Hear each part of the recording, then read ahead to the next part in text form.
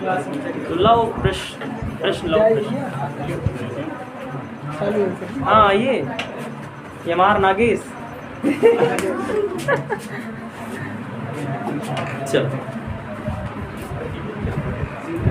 तो भाई अगला वाला क्वेश्चन हमें कौन सा सॉल्व करना है?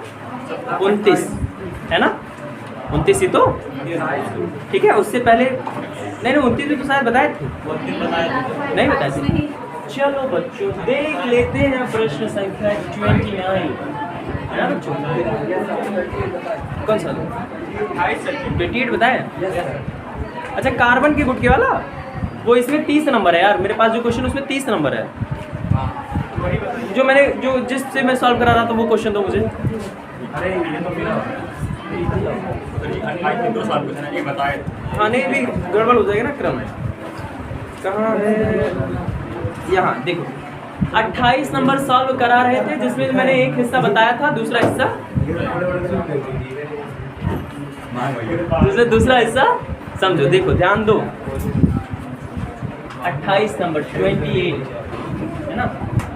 28 में हमसे कह रहा बच्चों कि कार्बन के गुटके का साइज, चलो बैठ जाओ। कार्बन है और कार्बन के गुटके का साइज दे रखा। जाओ ऐसे जाओ।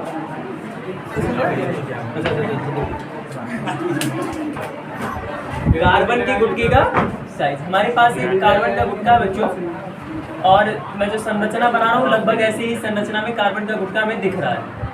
ठीक है ऐसे, ठीक।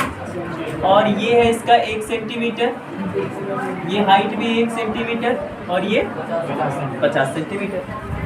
ऐसे है कह रहा है कि गुटके के वर्गाकार सिरों के बीच तथा दो आयताकार विपरीत फलकों के बीच में प्रतिरोध की गणना कीजिए और ये बताइए कि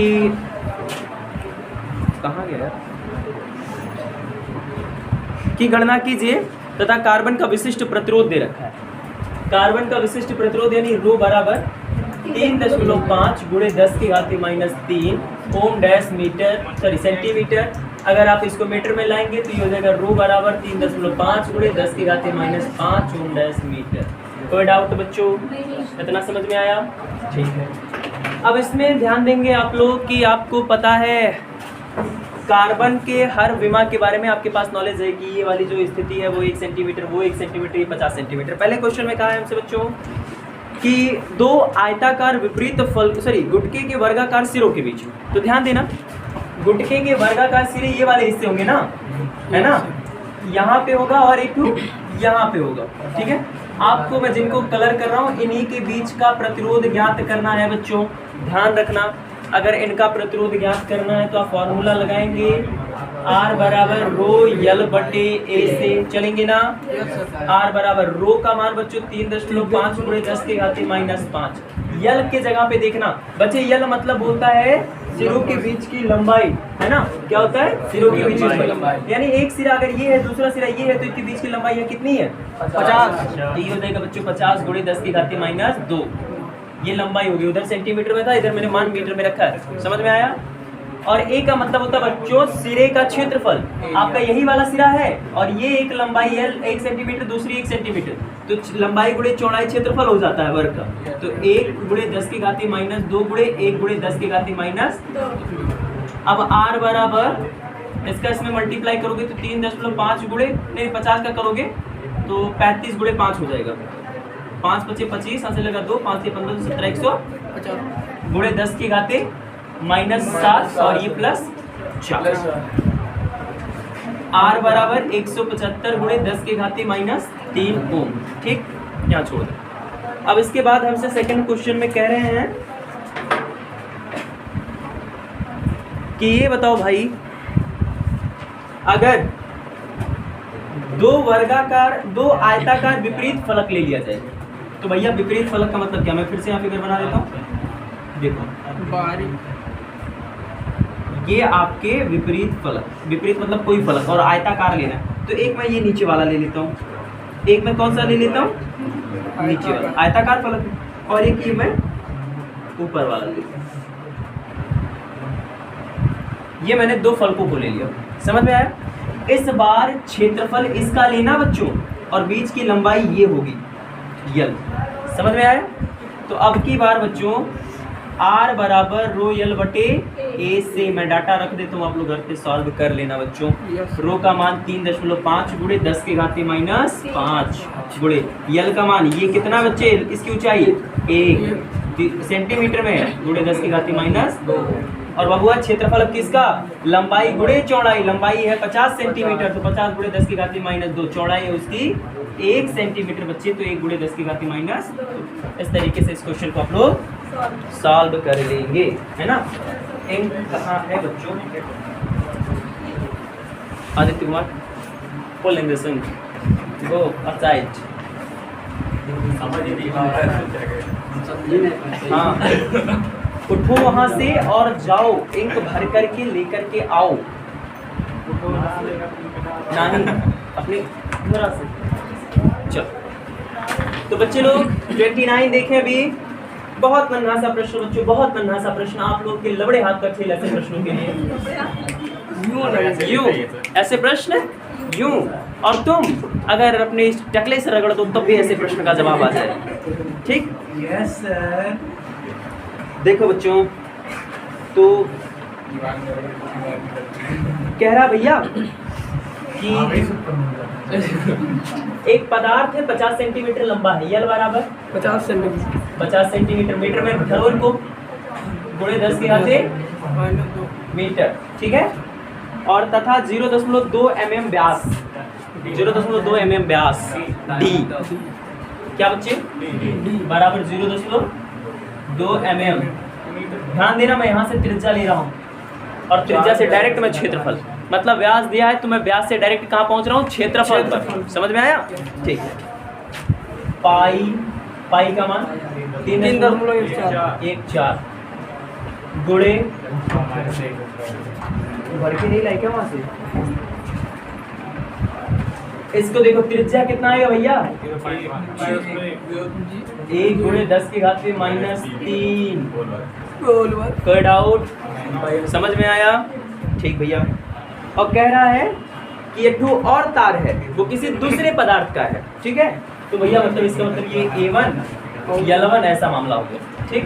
अब दूसरे तार की लंबाई L2 बराबर बच्चे कह रहे हैं 75 गुणे 10 की घात माइनस 2 मीटर, लल्ला सेंटीमीटर में था मैंने मीटर में बदल दिया। और इसका व्यास कह रहे हैं भाई साहब हमसे कि बाबू इसका D2, इसका 0.1 mm। बबुआ मैं यहाँ से क्षेत्रफल पकड़ रहा हूँ, ये आएगा 0.05 गुणे 10 की घात माइनस 3 गुणे 3.14। कितने को डाउट? अरे पाई आर स्क्वायर, समझ में आ रहा है? ठीक है, बस मैंने पाई आर स्क्वायर किया हुआ है, ठीक। चलो अब देखो बढ़ चुके हैं, लो अब यहाँ देखो। अब बाबू कह रहा है कि इनके पदार्थों के विशिष्ट प्रतिरोधों की तुलना करो, प्रतिरोधों के विशिष्ट प्रतिरोधों की तुलना करनी है, ठीक। अच्छा इनका प्रतिरोध भी दे रखा बच्चों,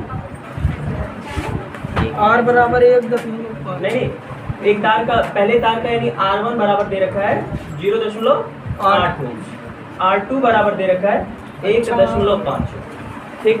तो अगर हमको विशिष्ट प्रतिरोधों की तुलना करनी है तो हम यूं कर लेते हैं। कैसे? यूं। आओ करें। देखो विशिष्ट प्रतिरोधों की तुलना मतलब रो1 बटे रो2, रो बराबर तो R1 A1 बटे L1, रो की जगह रो2 की जगह पे R2 A2 L2। अरे मेरे बच्चों ऐसे प्रश्न तुम्हारे सामने टिक सकेंगे? यूं। कैसे? यूं मान रखना है सब्जी हो जाएगा। रो1 बटे रो2 बराबर R1 का मान कितना बच्चों? 0.8 and what is the value of A1? There was the 3.14 into 0.1 into 10 to the power minus 2 Kelvin square divided by L1 की वैल्यू बच्चों 50 गुणे 10 की घात माइनस 2 एंड टोटल बटे R2 का मान 1.5 गुणे A2 का मान 0.05 into 10 to the power minus 3 का whole square into 3.14 divided by LQ की वैल्यू और यहाँ पे 75 Is that clear guys? Get out? समझ में आ रहा है?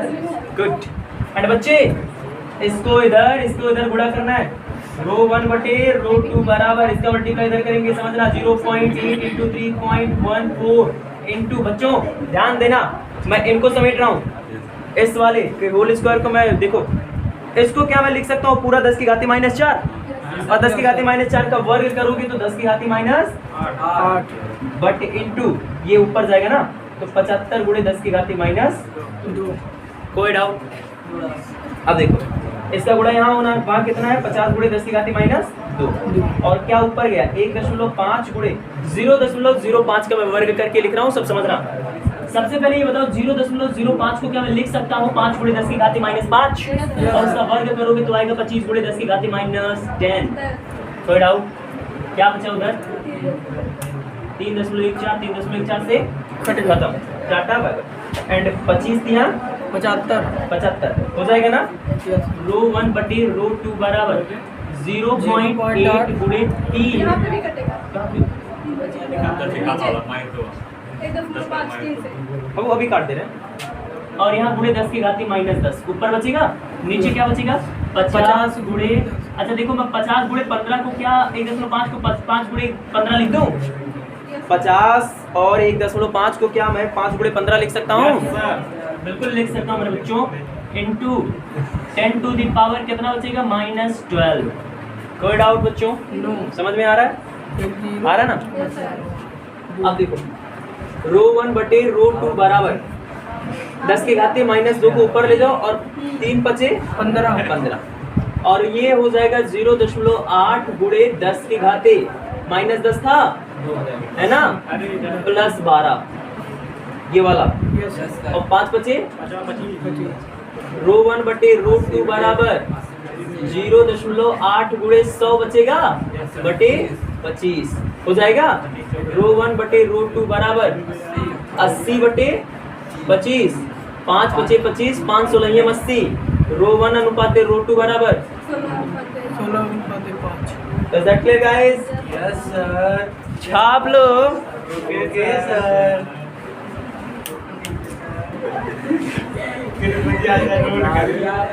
बिठाओ बिठाओ भाई।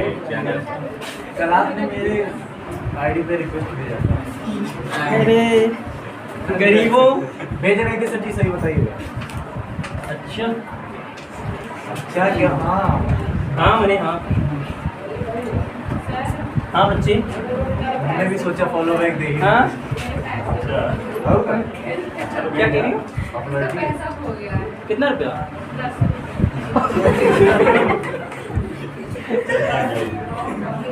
यार कॉल आ गया, 1 मिनट रुक जाओ।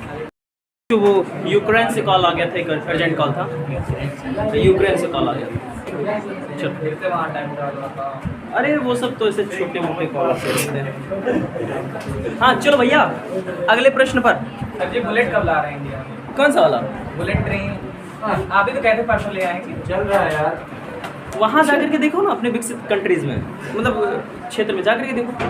अब यहाँ रजा से बस वाटर गन्स के लिए नहीं है, उससे लिए कहो तो बात करें ऊपर। हाँ बात दिल्ली तक ले जाऊंगा भाई। आप चलवाए तो ठीक। दिल्ली तक लेकर चलो भैया अगला और क्वेश्चन। सर जी बिल गेट्स का आपके दोस्त है ना? हाँ हाँ वो डिनर पे आते रहते हैं। हाँ? कुछ नहीं बस आते हैं, एक कॉफी पीते हैं, बस उठाते हैं, एक चुस्की लेते हैं, रख देते हैं और फिर हाँ। तब ये मांगेंगे ऐसे गरीब कहाँ से मिल गए हैं मुझको? सर क्वेश्चन करवाइए। हाँ चलो टिप पर 30 नंबर में देखो टंगस्टन के तंतु का 200 डिग्री सेंटीग्रेड पर प्रतिरोध 148 ओम है, ठीक है। और टंगस्टन का प्रतिरोध ताप गुणांक 0.0045 प्रति डिग्री सेंटीग्रेड है। 0 डिग्री सेंटीग्रेड और 500 डिग्री सेंटीग्रेड पर इसका प्रतिरोध क्या होगा बच्चों? ध्यान देना इधर, है ना बच्चे?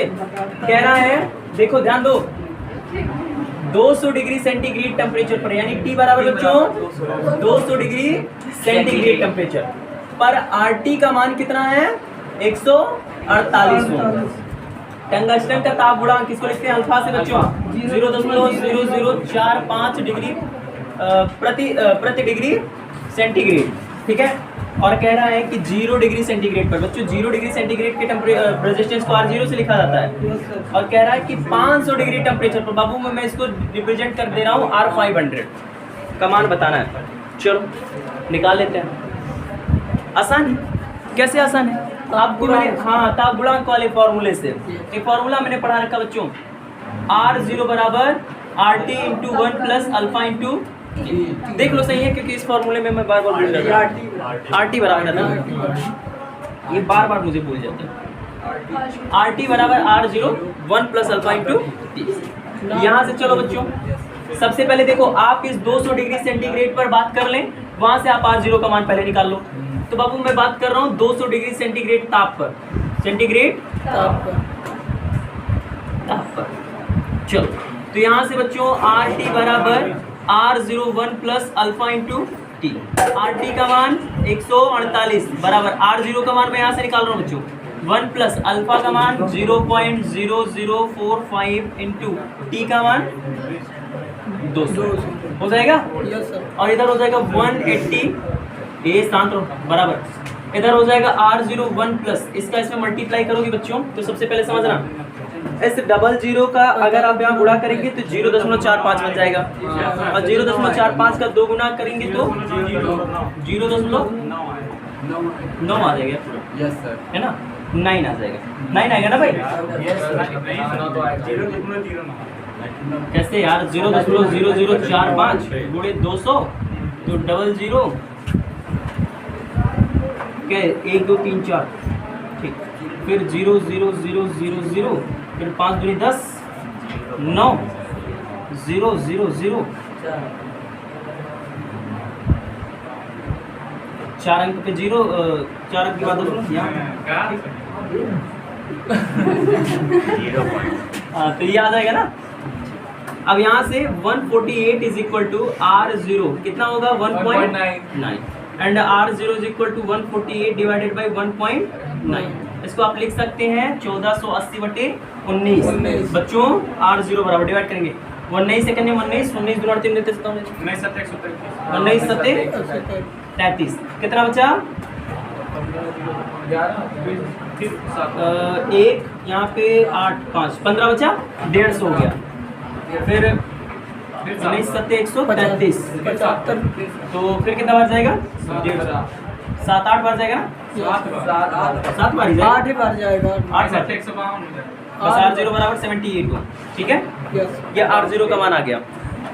उसके बाद अब कह रहा है बच्चों 500 डिग्री सेंटीग्रेड टेम्परेचर पर प्रतिरोध क्या होगा इसी का, तो R500 निकालना है, चलो निकाल देते हैं। देखो 500 डिग्री सेंटीग्रेड ताप, 500 डिग्री सेंटीग्रेड ताप के लिए आप यहीं से चलिए, यहाँ RT की जगह पे R500 बराबर R0 1 plus alpha into T। याद रखना बच्चों जिस टेम्परेचर पर आप ये काम कर रहे हैं यहाँ पे वही ताप रखना होता है। R500 निकालना है बच्चों, RT का मान आपको R0 का मान यहाँ पता चल गया कितना है 1 प्लस अल्फा का मान 0.0045, T का मान 500 डिग्री सेंटीग्रेड। R500 बराबर 78 गुणे, चलो इसको पूरा सॉल्व करोगे तो वो आएगा कितना 1 प्लस वही है, कितना आएगा वही जितना है। कैसे अच्छा नहीं है। 2.25 कितना आएगा, ठीक है। और R500 इज इक्वल टू 78 गुणे, इसको ऐड करोगे तो 3.25 एंड 78 तियां 3.25,